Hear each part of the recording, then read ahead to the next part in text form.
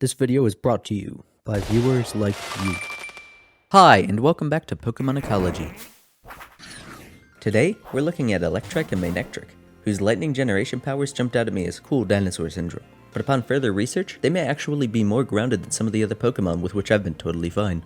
How wild. Let's get right into it. Of course, starting off with the head as normal, the mouth is empty, as always, tragically. Presumably there are normal canine teeth in their mouth, but I don't want to make that assumption. The snout overall is morphologically very similar to a maned wolf's snout, an animal who very thoroughly inspired Manectric, as you'll hear during this script. A feline's muzzle is typically going to be stubby as they aim to crush the windpipe or otherwise critically disable their prey in one bite. Canines typically wear at their prey through bites to the leg and body, so a longer snout is going to be more helpful. This also helps them to grab young members from a herd's protection, though that's rare. Manectric's diet may not even require this as well, as we'll see later. The eyes here are large and frontward facing.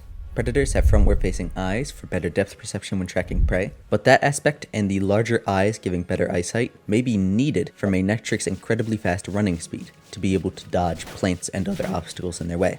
The mane is interesting. The fur on the legs is surely for generating electricity, but what does the hair on the head do? Is this a mating display? Most likely. More hair means more electricity, though on the head, I doubt it's helping too much. And famously, manes in real life are mating displays, showing off that a Manectric can pass down a healthy mane would surely be favored to pass down. As for the shape of the mane, maybe it stands up like this due to the electricity in their bodies. Otherwise, I have no clue. Let me know in the comments what you think. The overall body structure for these Pokemon is typical of what we would see in a carnivorous predator in real life. They're compact and relatively aerodynamic, except for the strange mane, but maybe that blows back while they run. Manectric's neck, though, goes almost straight up, quite unlike a typical canid or felid. In those animals, the heads are typically lower to prowl, while being able to reach relatively high to survey. Manectric here seems to naturally have its head up for surveillance, implying that they are either looking out for predators or watching for food. Considering their bodies are intentionally frictive, they may need more food to compensate for their higher energy running. As a result, rather than needing to prowl, they instead need to constantly be on the hunt.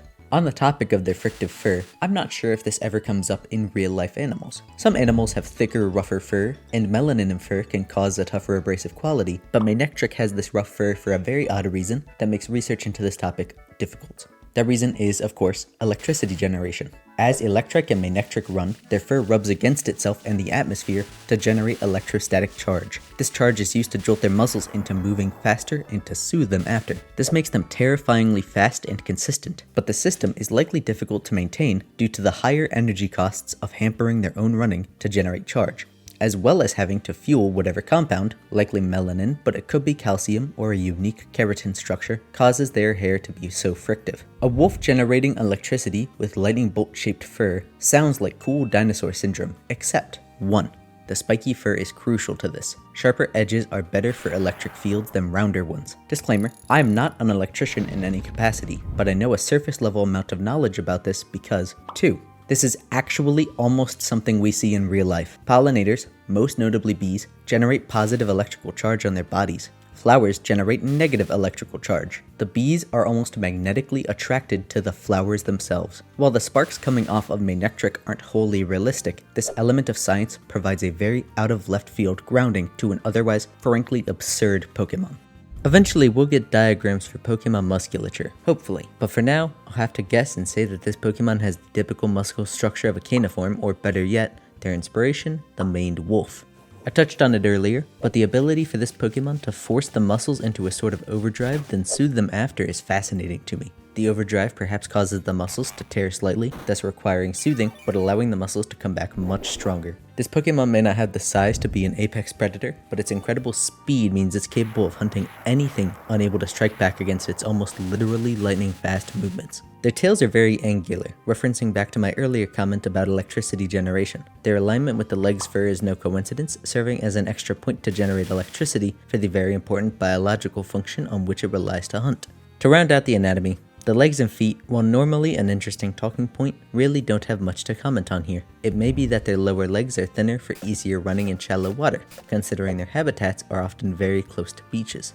Onto their behavior with some very fascinating environmental interactions. First off, Manectric's hair gives off sparks. During dry seasons, sparks shower off of their body, causing fires in their environment. Additionally, The discharging of electricity from its mane causes thunderstorms. Assuming that this entry means overhead, referring to the clouds in the atmosphere, this is pretty insane, but not entirely so. Very brief atmosphere explanation. Rain comes from moisture that rises into the atmosphere and condenses into water, falling back down. How this could work is that the heat generated from Manectric's electricity and sparks, and perhaps small fires, cause an updraft. The hot air rises into the air, carrying with it any hydration in the air. Considering their coastal habitat, it's likely very humid. This air rises up to the condensation point and begins causing rain. The thunderstorm part of this rain comes from the electricity in their mane, creating a discrepancy of charge between the clouds in the sky and the positive charge of their fur, or perhaps some sort of electric charge left behind by them in their environment.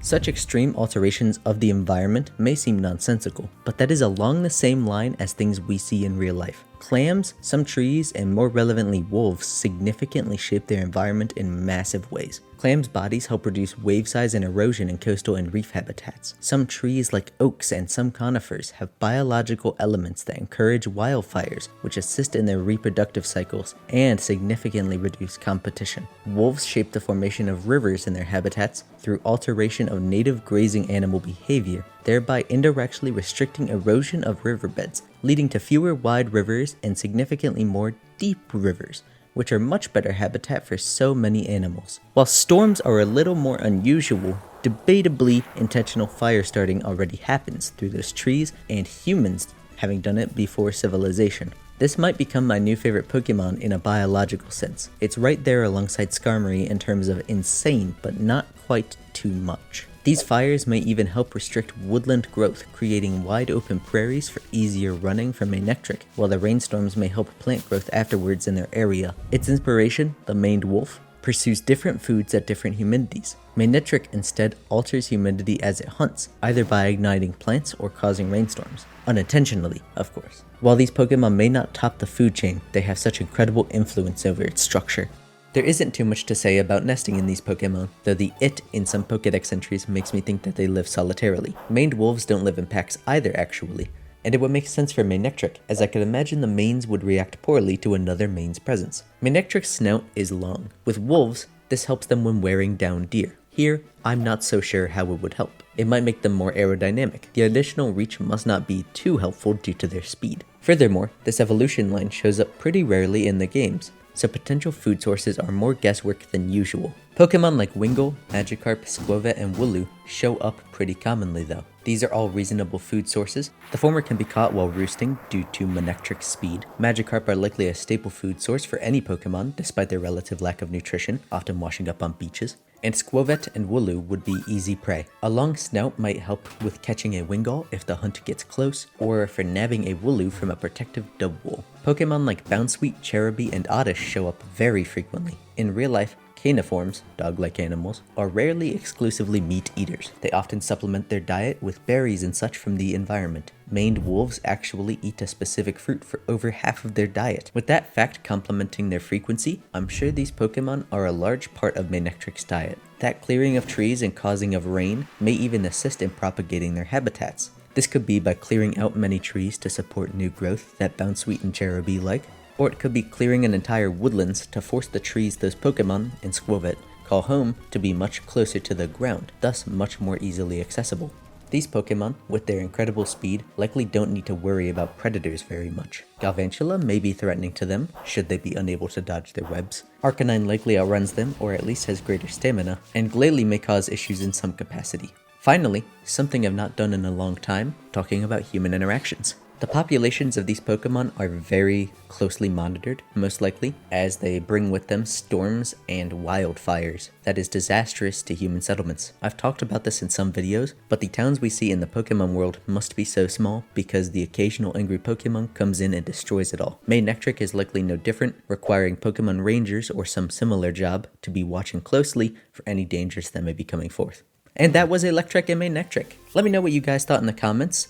Huge thanks to all my Patreon subscribers once again. You guys seriously do make these videos possible. I have a really bad habit of being very lazy about things, and with people paying money, it really gets me to drive to actually get stuff done because people are waiting on this content that I'm producing. Genuinely, thank you so much. Thanks for sticking around and being patient with me. And to everyone else, including you guys, have a wonderful day.